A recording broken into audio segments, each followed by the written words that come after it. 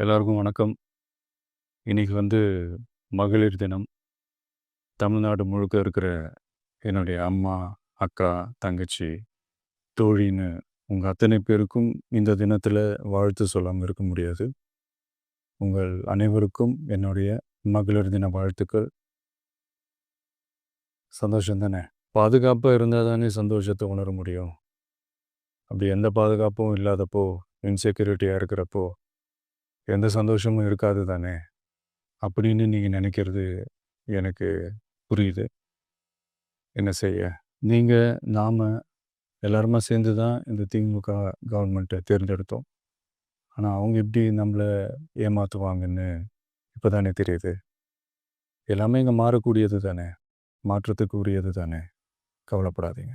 2026ல நீங்க எல்லாரும் சேர்ந்து, இல்ல நாம் எல்லாரும் சேர்ந்து, இந்த மகளிருக்கான பாதுகாப்பை உறுதி செய்ய தவறிய இவங்கள மாத்துவோம். அதுக்கு இந்த மகளிர் தினமான இன்னைக்கு நாம் எல்லாருமா சேர்ந்து உறுதியேற்போம். ஒண்ணு மட்டும் சொல்றேன், எல்லா சூழ்நிலையிலும் உங்களுடைய ஒரு மகனா, அண்ணனா, தம்பியா, தோழனா உங்களோட நான் நிற்பேன். நன்றி, வணக்கம்.